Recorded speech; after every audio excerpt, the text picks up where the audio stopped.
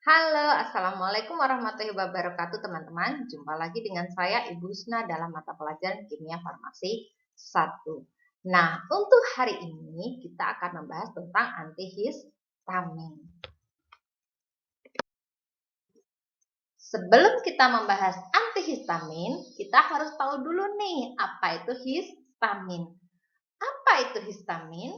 Histamin adalah senyawa normal yang ada dalam jaringan tubuh, yaitu pada jaringan sel mas dan peredaran basofil. Nah, histamin ini merupakan mediator kimia yang dikeluarkan pada fenomena alergi. Bagaimana mekanisme kerja histamin? Dia menimbulkan efek ketika berinteraksi dengan reseptor histaminergik yaitu reseptor H1, H2, dan H3. Histamin berinteraksi dengan H1 menyebabkan sembab, pruritik, dermatis, dan urikaria.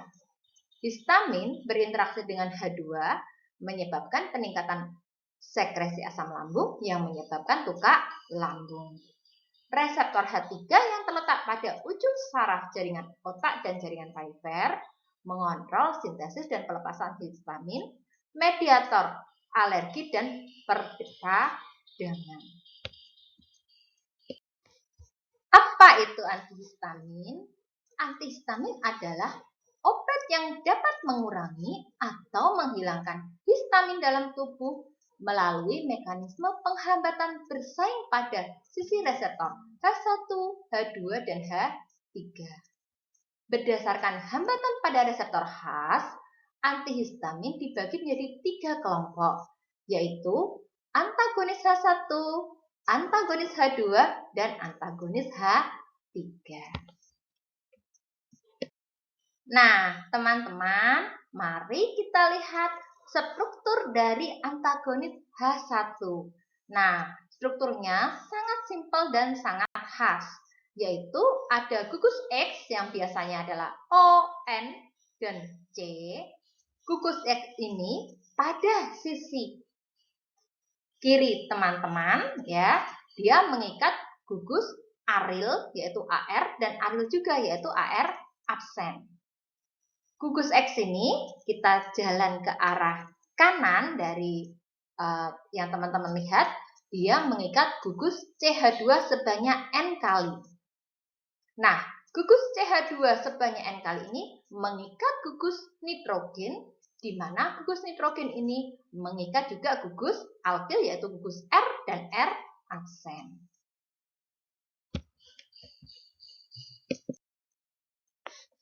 Bagaimana hubungan struktur dan aktivitasnya? Antihistamin dengan C chiral, dia dapat meningkatkan reseptor stereoselektif. Nah, pada gugus X ya, gugus X itu bisa gugus C, H, atau O. Ini adalah gugus pemberi jarak untuk gugus farmakopor utama. Kemudian gugus X ini kan berikatan nih dengan gugus aril ya, AR dan AR absen. Nah, ternyata gugus aril ini sangat penting untuk afinitas reseptor H1. Adanya substituen akan mempengaruhi potensinya. Oke, teman-teman. Kemudian teman-teman perhatikan jarak antara X dan N. Nah, jarak X dan N itu adalah sekitar 5-6 Armstrong atau 2 atau 3 atom karbon. Nah, adanya percabangan ya, jika gugusnya ini ada percabangan, dia akan menurunkan aktivitas antihistaminnya, kecuali pada prometazin, di mana aktivitasnya akan meningkat. Oke, sudah paham? Nah, kita lanjut di gugus R. Nah, gugus R ini adalah bisa gugus dimetil amino sederhana yang strukturnya adalah heterosiklik. Oke teman-teman, gampang kan?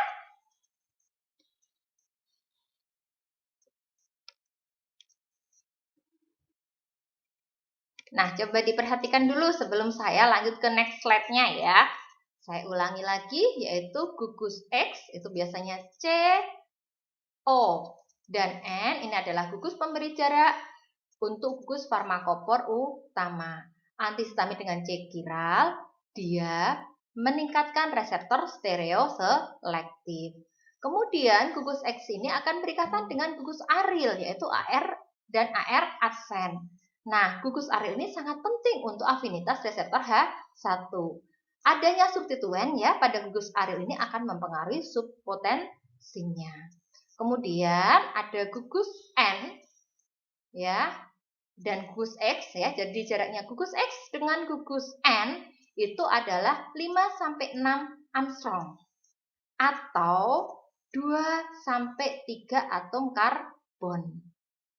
Ya, adanya percabangan akan menurunkan aktivitas antihistamin kecuali pada promethazine yang akan menaikkan aktivitasnya. Kemudian gugus N ini akan berikatan dengan gugus R. Nah, di mana gugus R ini adalah gugus dimetil amino sederhana yang strukturnya heterosiklik. Oke ya, sudah paham ya? Yuk lanjut kita ke next slide berikutnya. Nah, antagonis H1 ini ternyata banyak sekali teman-teman. Satu, turunan ether amino alkil, ada turunan etilen diamin, ada turunan alkil amin, ada turunan piperazin, ada turunan fenotiazin, dan ada turunan lain-lain. Nah, bagaimana turunan ether amino alkil? Nah, kita lihat nih teman-teman strukturnya ya. Kalau tadi ada X mengikat dengan gugus aril-aril ya. Kemudian kita ke sana ada CH sebanyak N kali, kemudian ke sana ada huruf gugus N mengikat R dan R absen ya. Kalau di sini lebih spesifik yaitu apa? X-nya diganti dengan O ya. Kita mulai dari gugus O-nya. O-nya kita ke arah kiri ya, dia berikatan dengan R absen 2, aril absen 1 dan aril ya. Kemudian ya, O ini kita ke arah kanan ya. Kalau tadi adalah CH2 sebanyak N kali, kalau ini hanya CH2 sebanyak 2 kali ya. Jadi CH2, kemudian ada N, kemudian ada R dan R absen. Yuk kita bahas satu persatu. Pemasukan gugus ClBr dan OCH3 pada posisi para cincin aromatik juga meningkatkan aktivitas dan menurunkan efek samping. Pemasukan gugus CH3 pada posisi para cincin aromatik meningkatkan aktivitas, pada posisi orto menghilangkan efek antagonis H1 dan meningkatkan aktivitas antikolinergik. Memiliki aktivitas antikolinergik karena mempunyai struktur mirip dengan ether amino alkohol yang merupakan senyawa pemblok kolinergik.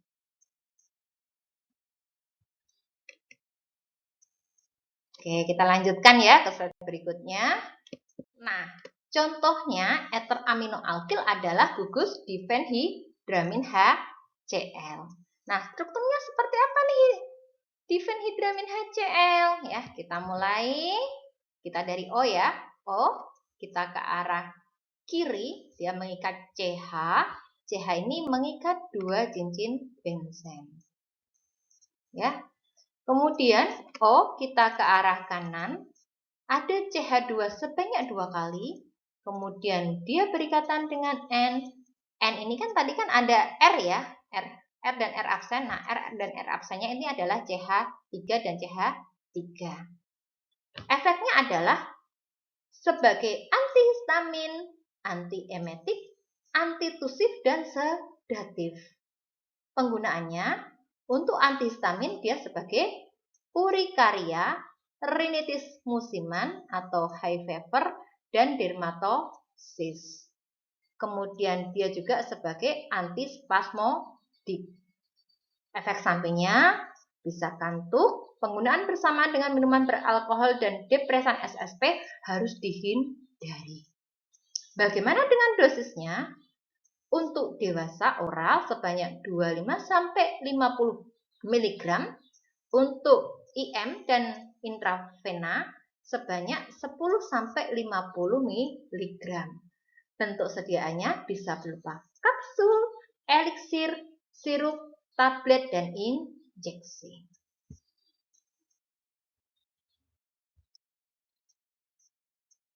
Oke, next ya. Kemudian ada turunan etilen diamin. Nah, kita lihat nih etilen diamin ya. Jadi kita mulai lagi dengan strukturnya adalah X. Dia akan berikatan dengan AR dan air absen. X ke kiri dia CH 2 sebanyak N kali. Kemudian lagi CH2 itu berikatan dengan N, R, dan R absen. Nah, di sini X-nya adalah gugus N. Ya, jadi N, ya kita mulai dari N ya. Ke arah kiri dia berikatan dengan AR, yaitu aril dan aril absen.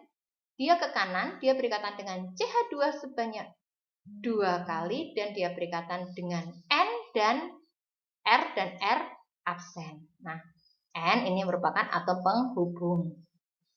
Ya, rantai 2 atom C penghubung gugus di aril inti dengan gugus amino tersier. Nah, ini ya dinamakan gugus etilen diamin. Oke. Contohnya apa, Bu? Nah, ini adalah contohnya adalah fenbenzamin ya. Nah, kita tengok ya. Di sini fenbenzamin gugus N-nya berikatan yang di atas ya dengan benzen, kemudian ke bawah dia berikatan dengan CH2, CH2 berikatan dengan gugus benzen. Oke. Balik lagi ke gugus N itu berikatan dengan gugus CH sebanyak 2 kali. Kemudian dia berikatan dengan gugus N berikatan dengan gugus CH3 dan CH3. Ini adalah struktur fenbenzamin. Nah, bagaimana kalau gugus benzen yang di atas ini? Ya, kita ganti dengan gugus piridil. Nah, ternyata tripelene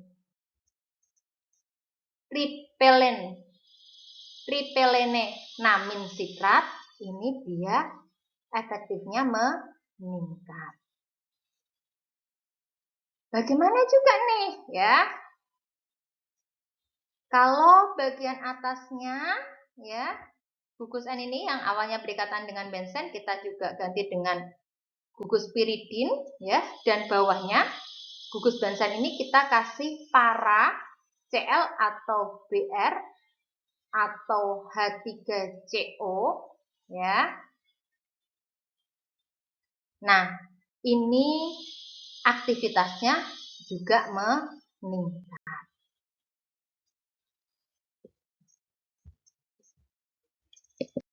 Oke, next mari kita bahas tentang turunan alkilamin. Contohnya adalah fenilramin ya. Fenilramin adalah gugus fenil, yaitu gugus 2 piridin aril dan gugus dimetil amino terminal. Ini merupakan antihistamin H1 paling aktif, efek sedatifnya rendah, dia memiliki sedikit kerja antiemetik dan aktivitas antikolinerginya signifikan. Bagaimana strukturnya? Yuk, mari kita lihat. Nah, X-nya ini ya diganti dengan gugus C. Di sini adalah CH. Kita ke arah kiri ya berikatan dengan aril dan aril absen, kemudian CH ke arah kanan berikatan dengan CH2 sebanyak 2 kali berikatan dengan N ini berikatan dengan R dan R absen. Contohnya gugus alkilamin adalah CTM. Nah, strukturnya seperti apa? Ya, kita mulai dari gugus CH, kita ke arah kiri ya, di atas dia berikatan dengan gugus piridin. Di bawah dia berikatan dengan gugus benzen ya. Kemudian kita ke arah kanan ya. CH ini berikatan dengan CH2 sebanyak 2 kali, berikatan dengan gugus N dan berikatan dengan CH3 dan CH3. Nah, bagaimana nih kalau yang bawah ini ya? Cincin benzen yang bawah ini tuh kita tambahkan Cl. Nah, ternyata potensinya 10 kali lipat dan waktu paruhnya 25 jam. Yuk. Pemasukan gugus klor atau brom pada posisi para cincin aromatik feniramin maleat akan meningkatkan aktivitas antihistamin. Isomer dextrochlorphenilamin maleat mempunyai aktivitas yang lebih besar dibandingkan campuran rasematnya. Oke, lanjutnya adalah turunan piperazin ya. Ya, di mana kita mulai dari gugus CH, dia berikatan dengan benzen atasnya, kemudian benzen juga bawahnya. Di benzen bawah ini berikatan dengan X ya, kemudian gugus CH ini ke arah kanan berikatan dengan gugus N ya. Gugus N ini adalah piperazin dan gugus piperazin ini berikatan dengan gugus R ya. Di sini X-nya bisa gugus H atau Cl, R-nya adalah CH2 berikatan dengan R2. Oke, efek antihistamin sedang dengan awal kerja lambat dan masa kerja panjang yaitu kurang lebih 9-24 jam. Penggunaannya sebagai antiemetik, antimual, antivertigo, serta mengurangi gejala alergi seperti urtikaria. Kemudian ada turunan fenotiazin ya. Ini adalah seperti ini strukturnya ya. Pemasukan gugus halogen atau C pada posisi 2 dan perpanjangan atom C rantai samping akan meningkatkan aktivitas tranquilizer dan menurunkan efek antihistamin. Oke, contoh obatnya adalah promethazine HCl dan metdilazine HCl. Kemudian ada turunan lain-lain ya, struktur turunan lainnya seperti ini. Contohnya misalnya sipiroheptadin HCl dan aclatadin maleat. Pada siproheptadin HCl, strukturnya berhubungan dengan fenotiazin, atom S pada cincin trisiklit diganti dengan CH, ikatan rangkap CH, dan N diganti dengan atom CsP2. Efeknya adalah sebagai anti-serotonin, anti-migren, perangsang nafsu makan, dan tranquilizer. Pada asatadin maleat, ada asa isomer dari siproheptadin dengan cara mereduksi ikatan rangkap pada C10 dan C11. Nah, teman-teman, kalau tadi kita sudah membahas antagonis H1 generasi pertama, sekarang kita membahas antagonis H1 generasi kedua. Contohnya adalah terfenadin. Nah, terfenadin ini efek sedatif pada dosis terfenadin, penetrasi SSP-nya buruk, afinitas terhadap reseptor histamin pusat kolinergik dan adrenergiknya juga rendah. Antagonis H1-nya kerja lama yaitu lebih dari 12 jam dan dia selektif. Kemudian terfenadin ini sedikit afinitas terhadap reseptor muskarinik, serotonik, dan adrenergik yaitu gugus difenylmetylpiperidin. Nah, contohnya ini adalah fexofenadin HCl. Nah, fexofenadin HCl ini adalah bloker reseptor H1 selektif. Kemudian efek antikolinergiknya itu tidak signifikan. Interaksinya adalah tidak abnormalitas ritme jantung, hanya 5% dari total dosis yang dimetabolisme. Sisanya diekresi dalam empedu dan urin. T-setengahnya sangat panjang yaitu sekitar 14 jam. Dosis lazimnya untuk oral adalah 60 mg BID. Kemudian ada loratadin. Nah, loratadin ini adalah antagonis H1 perifer selektif. Aktivitas serotoninergik lebih kuat dari efek SSP atau autonom. T setengahnya antara 8-15 jam. Dosis lazimnya untuk oral adalah 10-40 mg per hari. Nah, lanjut ya, antagonis H2. Struktur serupa dengan histamin, mengandung cincin imidazol dan biosisteriknya, tetapi berbeda pada panjang gugus rantai samping. Pada interaksi obat dengan reseptor H2, cincin imidazol dan biosteriknya terikat pada cincin reseptor khas melalui ikatan dipol, sedangkan rantai samping yang panjang dan tidak bermuatan terikat melalui ikatan hidrofob dan kekuatan van der Waals pada reseptor yang tidak khas. Hubungan struktur dan aktivitas adanya pada modifikasi pada cincin, modifikasi pada rantai samping, dan modifikasi pada gugus. SAR dari H2 reseptor antagonis. Nah, H2 reseptor antagonis ini merupakan hasil modifikasi dari struktur histamin. Nah, dia ya, jadi H2 reseptor antagonis ini dia sebagai inhibitor kompetitif dari reseptor H2. Nah, reseptor H2 antagonis ini dia digunakan untuk pengobatan duodenal, gastritis, sama GERD. Pada beberapa kondisi juga digunakan untuk pengobatan penyakit Zollinger-Ellison. Nah, SAR dari H2 reseptor antagonis ini dia ada 3 nih, yaitu ada basis heterosiklik grup atau grup heterosiklik yang dasar, kemudian ada flexible chain atau rantai yang fleksibel, dan ada polar group system atau sistem grup polar. Nah, cincin imidazol ini tidak direkomendasikan ya teman-teman sebagai antagonis kompetitif pada reseptor H2. Biasanya digunakan cincin heterosiklik yang lainnya. Contohnya cincin furan, contoh obatnya adalah ranitidin. Cincin thiazol, contoh obatnya adalah famotidin dan niatidin. Oke teman-teman, sekian dulu PPT dari Ibu. Saya ucapkan terima kasih sudah mengikuti pelajaran Ibu. Assalamualaikum warahmatullahi wabarakatuh.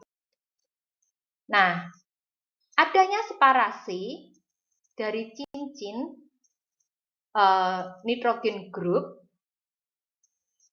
sebanyak 4 rantai karbon ini sangat diperlukan untuk kerja optimal dari antagonis aktivitasnya. Kemudian link isocentric theater ini juga sangat diterima ya. Kemudian nitrogen group terminal harus polar dan tidak tersubstitusi supaya antagonis aktivitasnya maksimal. Secara umum, antagonis aktivitasnya atau aktivitas antagonisnya bervariasi tergantung dari karakteristik hidrofilik dari gugus nitrogen. Contohnya adalah ranitidin dan niatidin.